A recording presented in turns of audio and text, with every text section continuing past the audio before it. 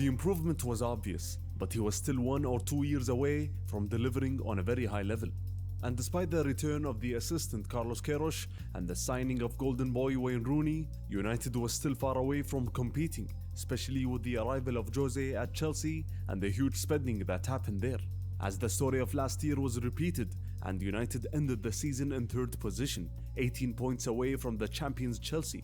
That was followed by an early exit in Europe against Milan in the round of 16 of the Champions League, which was a tough match for Cristiano.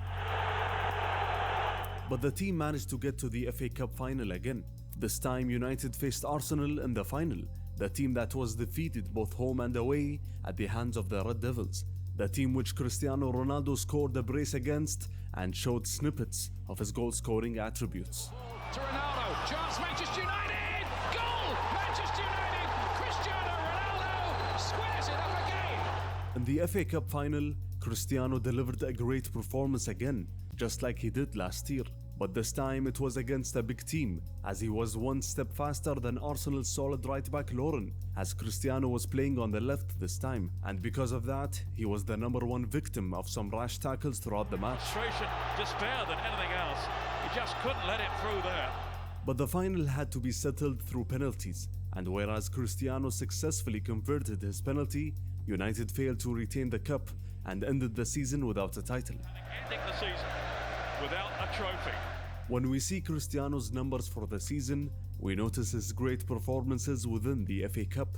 But despite some marginal improvements in terms of goals and assists, Cristiano was yet to be one of the team's most important players. Cristiano's performances during the last half of last season pointed to a great 3rd season for the young Portuguese. But what actually happened on the field was a dip in form and inconsistent performances. And there were some questions about how to use him correctly to get the best out of his attributes. Although Ferguson didn't think he'll convert to a clinical striker, Carlos Queiroz had another opinion. Over time, and when he's 28 years of age or even 29 years of age, I'm sure that Cristiano will convert into a pure striker. But away from how to play Ronaldo correctly on the field, the young man received the tragic news of the passing of his father on September of 2005. And his mother said, Cristiano's father drank until his death, and that destroyed Ronaldo. Drugs and alcohol were a mainstay in Madeira's hoods, and as Cristiano succeeded in helping his brother Hugo, whom was saved from drug abuse, he failed to save his father, who refused any kind of help from everybody. These personal issues made a mark on Cristiano that season, as he was sent off for a dangerous challenge and made an obscene gesture aimed at the Benfica fans, and was arrested after being accused of sexual assault. His insistence on showing off his skills and fancy tricks and laying the crosses started to affect his relationship with the main striker of the team, Ruud van Nistelrooy.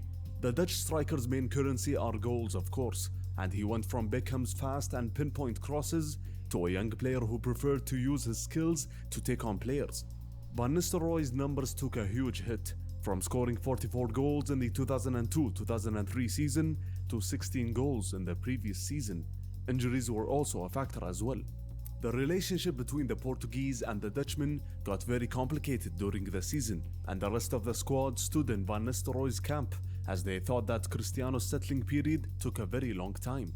Gary Neville also had his doubts, as he said, "I questioned Ronaldo's performance in his mid-3rd year. I was getting to the point where I wondered whether he could actually be a top player."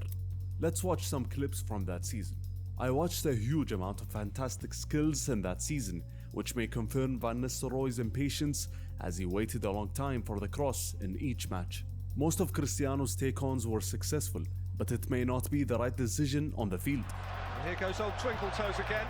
There are several examples that point to his physical development, and other examples that point to his great ability in counter-attacks. Ronaldo. And we saw that season, and for the first time, Cristiano successfully scoring a free kick with the same knuckleball technique that he uses today. Ronaldo, that's better. Oh, that's a whole lot better. It's an absolute belter. He also managed to score his first European goal in the Champions League qualifiers. Cristiano Ronaldo scores his first ever European goal. But for the 3rd year in a row, United were struggling as they crashed out of the Champions League from the group stages in a group that contained Villarreal, Benfica and Lille.